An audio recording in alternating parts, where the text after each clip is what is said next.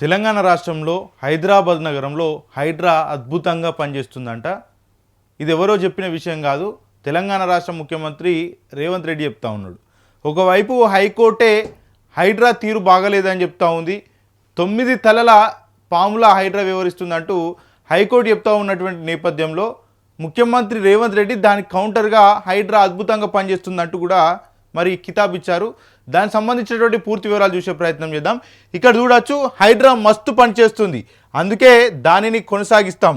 బడాబాబులు జూబ్లీహిల్స్లో సొంత డబ్బులతో ఇల్లు కట్టుకున్నారు, వాళ్ళ ఇండ్లు హైడ్రా కూలగొట్టాలంటూ కూడా మరి రేవంత్ రెడ్డి అడుగుతున్నటువంటి పరిస్థితి కనబడుతూ ఉంది. నిన్న ఢిల్లీలో కొంతమంది మీడియా ప్రముఖులు అక్కడ క్వశ్చన్స్ అడుగుతున్నటువంటి నేపథ్యంలో ముఖ్యమంత్రి రేవంత్ రెడ్డి జవాబు ఇచ్చినటువంటి పరిస్థితి కనబడుతూ ఉంది. జూబ్లీహిల్స్లో బడాబాబులు వాళ్ళ సొంత డబ్బులతోటి ఇల్లు కట్టుకున్నారు, దాన్ని హైడ్రా కూల్చాలా అంటూ కూడా మరి సదరు అక్కడ ఉన్నటువంటి రిపోర్టర్లను అడుగుతున్నటువంటి పరిస్థితి కనబడుతూ ఉంది. ఇక హైదరాబాద్ నగరంలో మనం చూస్తూనే ఉన్నాం, మొదటి నుంచి కూడా చెప్తా ఉన్నాం, హైడ్రా అనేది పేదల మీద అక్కసు ప్రదర్శిస్తూ ఉంది. పెద్దలకు ఒక న్యాయం చూపెడతా ఉంది, పేదలకు ఒక న్యాయం చూపెడతా ఉంది అంటూ కూడా మనం పదే చెప్తా ఉన్నాం.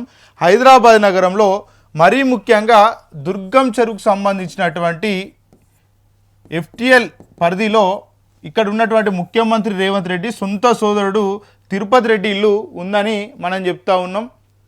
తిరుపతి రెడ్డి ఇల్లు ఉన్నదా లేదా అనే విషయం కూడా హైడ్రానే బట్టబయలు చేసింది. ఈ తిరుపతి రెడ్డికి సంబంధించినటువంటి ఏదైతే ఇల్లు ఉందో ఈ ఇల్లు FTLలో ఉందని మనం చెప్పింది కాదు, ఇక్కడ హైడ్రానే నోటీసులు జారీ చేసింది. మరి నోటీసులు జారీ చేసినప్పుడు నెల రోజుల కాలం సమయం ఇచ్చింది. ఈ నెల రోజుల సమయంలో ఈ తిరుపతి రెడ్డి ఏం చేసిండంటే కోర్టుకి వెళ్ళి స్టే ఆర్డర్ తెచ్చుకున్నాడు. స్టే ఆర్డర్ తెచ్చుకున్నాక హైడ్రా కూల్చివేతలను విరమించుకుంది. నోటీసులు కూడా మరి అక్కడికి ఆగిపోయినటువంటి పరిస్థితి కనబడదు. మరి ఈ విధంగానే మరి హైదరాబాద్ నగరంలో ఉన్నటువంటి ప్రతి ఒక్కరి మీదనే మరి ఇలాంటి అవకాశాలు ఇస్తున్నారా, కోర్టుకు వెళ్ళేటువంటి అవకాశాలు ఇస్తున్నారా, స్టే తెచ్చుకునేటువంటి అవకాశాలు ఎక్కడైనా కల్పిస్తున్నారా అంటే మొన్న రంగనాథ్ ఒక మీడియా సమావేశంలో మాట్లాడడం జరిగింది. అదేంటంటే అక్కడ ఉన్నటువంటి ఒక ప్రతినిధి అడిగిన క్వశ్చన్ ఏమడిగిందంటే, మీరు కనీసం సామాన్లను బయట పెట్టుకునేటువంటి అవకాశం కూడా ఇవ్వట్లేదు, మీరు కనీసం సమాచారం కూడా ఆ ఇంటి యజమానులకు ఇవ్వట్లేదు అంటే మరి అక్కడ ఉన్నటువంటి ఒక మీడియా ప్రతినిధి అడిగితే దానికి రంగనాథ్ ఇచ్చినటువంటి సమాధానానికి అక్కడ ఉన్నటువంటి వ్యక్తులంతా కూడా ఆశ్చర్యపోయారు.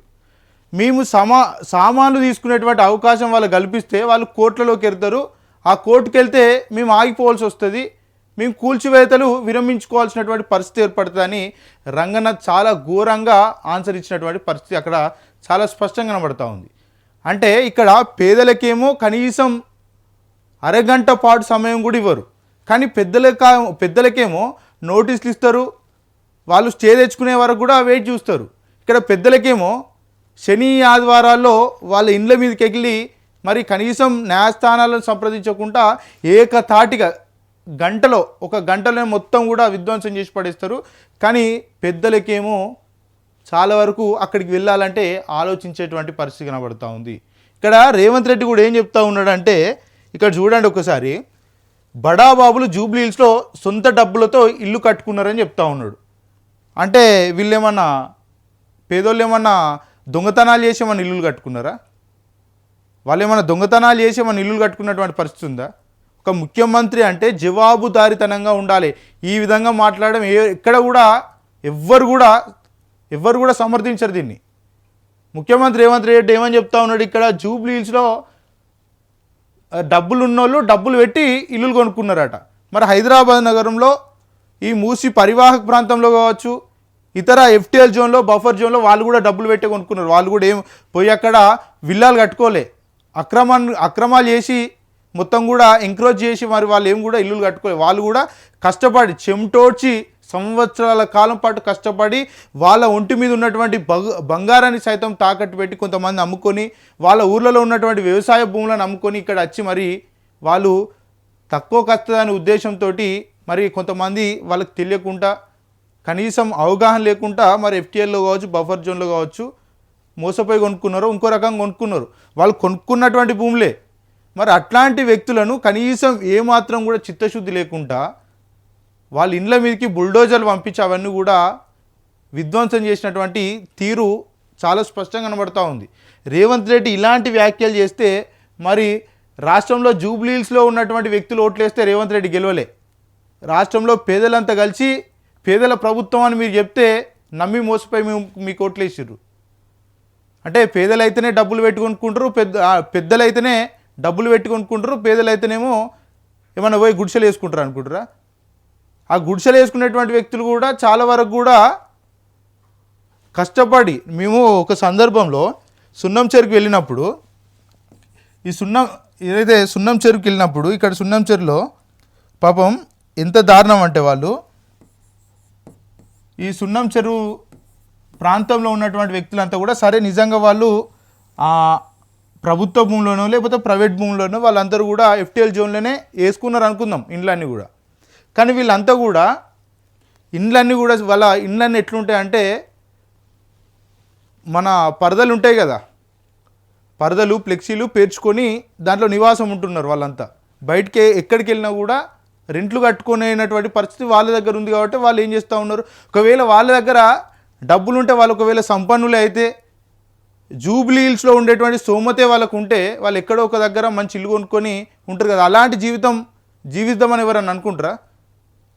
ఎంత మన బాత్రూమ్ అంతా సైజులో వాళ్ళంతా కూడా జీవిస్తూ ఉన్నారు. ఎందుకు జీవిస్తూ ఉన్నారు? వాళ్ళకు బయట ఎక్కడ కూడా కిరాయిలు కట్టలేనటువంటి పరిస్థితి ఉంటుంది కాబట్టి ఆ జాగాలో వాళ్ళంతా కూడా టెంట్లు వేసుకొనో లేకపోతే పరదలు కప్పుకోనో చిన్న చిన్న రేకులు పేర్చుకొని వాళ్ళంతా కూడా జీవనం కొనసాగిస్తూ ఉన్నారు. కానీ కనీసం వాళ్ళకి ఎలాంటి సమాచారం ఇవ్వకుండా వాళ్ళ ఇళ్ళలో చిన్న చిన్న చంటి పిల్లలు ఉన్నారు, అప్పుడే పుట్టినటువంటి పిల్లలు ఉన్నారు, బాలింతలు ఉన్నారు, వృద్ధులు ఉన్నారు, రోగాల పాలైనటువంటి అనేక మంది ఉన్నారు అక్కడ. కనీసం ఏమాత్రం కూడా చిత్తశుద్ధి లేకుండా వాళ్ళ పక్షాన్ని ఆలోచించకుండా వాళ్ళ ఇళ్ళన్నీ కూడా మొత్తం కూడా కూల్చివేసినటువంటి పరిస్థితి ఆ రోజు ఉంటుండే. అంటే ప్రభుత్వం పేదలకు ఒక న్యాయం పెద్దలకు ఒక న్యాయం చూపెడుతుంది అనేది రేవంత్ రెడ్డి వ్యాఖ్యలోనే స్పష్టంగా అర్థమవుతూ ఉంది. ఇక అదేవిధంగా రేవంత్ రెడ్డి ఇంకేమంటున్నాడు, అధికారిని ఎక్కడ నియమించాలనేది ప్రభుత్వం ఇష్టం అన్నమాట. దాంట్లో ఆ విచక్షణ అధికారం ఎవరూ గుంజుకోలేరని మరి అక్కడ హైకోర్టుకు సవాలు విస్తున్నట్టు కనబడతా ఉంది. ఏ అధికారిని ఎక్కడ నియమించుకోవాలనేది ప్రభుత్వం ఇష్టం, దాంట్లో విచక్షణ అధికారం ఎవరికి ఉండదంటూ కూడా మరి ఇండైరెక్ట్గా కోర్టును ఉద్దేశించి మాట్లాడినటువంటి మాటల్లాగానే ఇక్కడ కనబడతా ఉన్నాయి. ఇక ప్రభుత్వం తీసుకొచ్చిన గ్రేటెస్ట్ రిఫార్మ్ హైడ్రా అని చెప్తా ఉన్నాడు. వాస్తవంగా హైడ్రా అంటే వీళ్ళు ఏమని చెప్పారు, హైడ్రా అనేది ఏమని చెప్పారు, ఇక్కడ గ్రేటెస్ట్ రిఫార్మ్ అని చెప్పిండు. నిజమే అనుకుందాం, ఈ హైడ్రా అనేది వీళ్ళు తీసుకొచ్చినటువంటి గ్రేటెస్ట్ రిఫార్మ్ అనుకుందాం. వాస్తవంగా హైడ్రా అనేది ఎందుకు తీసుకొని వచ్చారంటే చెరువులు, అదేవిధంగా కుంటలు, అదేవిధంగా నాలాలు, అదేవిధంగా ప్రభుత్వానికి సంబంధించినటువంటి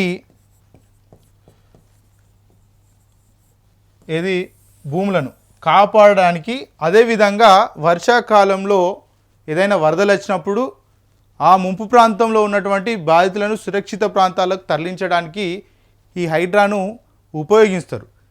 కానీ ఇక్కడ విరుద్ధంగా ఏం కనబడుతూ ఉంది అంటే గత 2 ఏళ్ల కాలంలో ఇక్కడ ఇంకా దారుణమైనటువంటి విషయం ఏంటంటే పరాయి రాష్ట్రంకి సంబంధించినటువంటి వ్యక్తుల ఇండ్లను కూడా హైడ్రా కాపాడుతూ ఉంది. ఎందుకనేది కూడా ఇప్పుడు చెప్తా. టీడీపీకి పార్టీకి సంబంధించినటువంటి మురళీమోహన్ ఉంటాడా, మురళీమోహన్ చంద్రబాబు నాయుడుకు అత్యంత ఆప్తుడు. ఆయనకు సంబంధించినటువంటి ఒక పెద్ద కన్స్ట్రక్షన్ కంపెనీ ఉంది, దాని పేరు కూడా చెప్తా, జేబేరీ కన్స్ట్రక్షన్స్. ఆ జేబేరీ కన్స్ట్రక్షన్స్లో మరి ఆ చెరువుకు సంబంధించినటువంటి కబ్జాకు గురైంది. అక్కడ మొత్తం కూడా రేకులు ఏర్పాటు చేసిర్రు, రేకులతోటి నిర్మాణాలు చేపట్టిర్రు. మరి హైడ్రా ఏం చేసిందంటే ఈ మురళీమోహన్ దగ్గరికి వెళ్ళడానికి భయపడ్డది. చాలామంది కూడా దాన్ని బయట పెట్టిరు. ఆ సమయంలో బయట పెట్టినప్పుడు హైడ్రా ఏం చేసిందంటే పోయి నోటీసులు ఇచ్చింది వీళ్ళకి. ఏది మురళీమోహన్ సంబంధించినటువంటి ఈ కన్స్ట్రక్షన్కి నోటీసులు ఇచ్చింది. నోటీసులు ఇచ్చి సమయం కూడా ఇచ్చింది. నోటీసులు ఇచ్చింది, మరోవైపు సమయం ఇచ్చింది. మీరు ఈ సమయంలో ఈ రేకులన్నీ ఇక్కడ నుంచి తీసేయండి అని నోటీసులు జారీ చేసింది. వాళ్ళు ఆ రేకులు అక్కడి నుంచి తీసేసారు.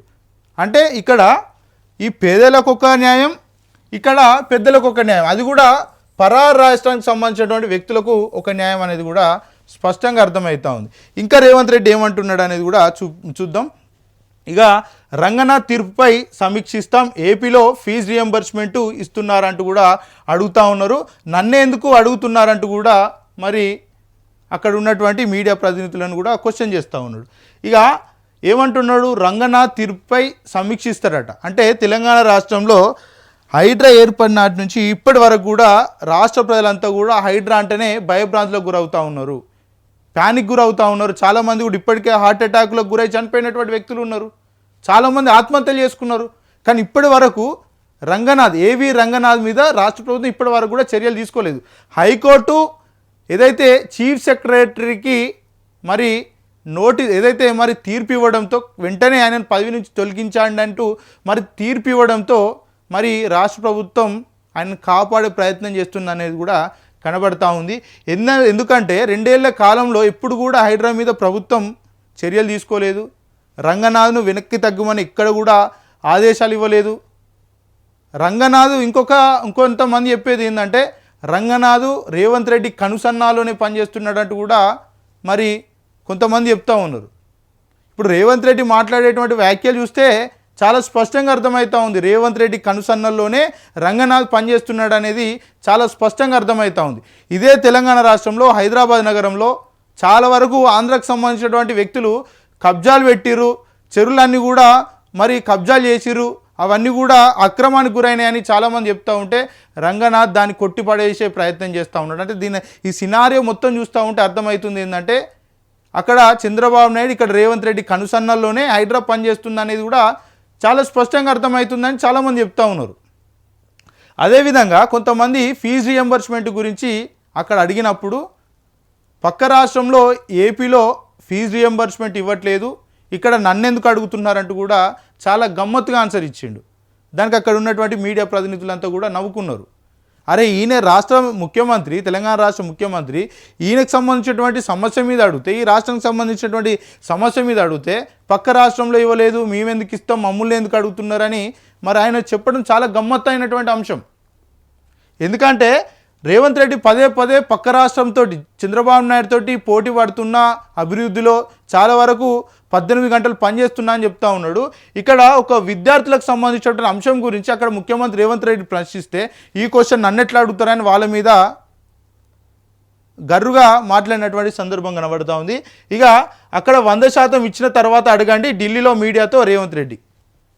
చంద్రబాబు నాయుడు 100% ఫీజు రియంబర్స్మెంట్ ఇస్తే మీరు అడగండి, అప్పుడు చూద్దామంటూ కూడా మరి చాలా దారుణంగా ఆన్సర్ ఇచ్చినటువంటి పరిస్థితి కనబడుతుంది. ఇదంతా కూడా ఢిల్లీలో మరి మీడియా ప్రతినిధులు అడిగినటువంటి వాటికి రేవంత్ రెడ్డి ఆన్సర్. ఇక మరో పక్క చూసుకుంటే అక్కడ ఉన్నటువంటి కొంతమంది నేషనల్ మీడియాకు సంబంధించినటువంటి ప్రతినిధులు సార్ తెలుగులో చెప్పారు, ఇంగ్లీష్లో చెప్పండి అంటే అక్కడి నుంచి ఉడాయించినటువంటి పరిస్థితి కనబడుతూ ఉంది. అంటే రేవంత్ రెడ్డి ప్రతిసారి కూడా మీడియా అడిగేటువంటి క్వశ్చన్లకు భయపడుతూ ఉన్నాడు. కేవలం వాళ్ళకి ఏదైతే రేవంత్ రెడ్డికి డబ్బా కొట్టేటువంటి ఛానల్ ఏవైతుంటాయో వాళ్ళు అడిగేటువంటి క్వశ్చన్లకు మాత్రమే ఆయన ఆన్సర్ ఇస్తూ ఉన్నాడు తప్ప ఎక్కడ కూడా ఏదైతే మరి ప్రజల పక్షాన పోరాడేటువంటి, ప్రజల పక్షాన మాట్లాడేటువంటి, ప్రజల గొంతుకైనటువంటి ఛానళ్ళకి ఎక్కడ కూడా సమాధానం ఇవ్వకుండా రేవంత్ రెడ్డి వణుకుతున్నటువంటి పరిస్థితి కనబడుతూ ఉంది. ఇక రేవంత్ రెడ్డి ఇక్కడ హైడ్రా విషయంలో చాలా స్పష్టంగా అర్థమవుతూ ఉంది. రంగనాథ్ను రక్షించే ప్రయత్నం చేస్తూ ఉన్నాడు. ఎందుకు రంగనాథ్ను రక్షిస్తూ ఉన్నాడు అంటే రేవంత్ రెడ్డి చెప్పిందే రంగనాథ్ ఫాలో అయ్యిండు. అక్కడ రంగనాథ్ ఫాలో అయ్యిండు కాబట్టి ఇప్పుడు రేవంత్ రెడ్డి మీదనే బాధ్యతలు ఉంటాయి. ఇప్పుడు రంగనాథ్ బయటకు వచ్చి మొత్తం కూడా బయట పెడతాడు కావచ్చు అనే ఉద్దేశంతో ఇప్పుడు రేవంత్ రెడ్డి రంగనాథ్ను కాపాడే ప్రయత్నం చేస్తూ ఉన్నాడు.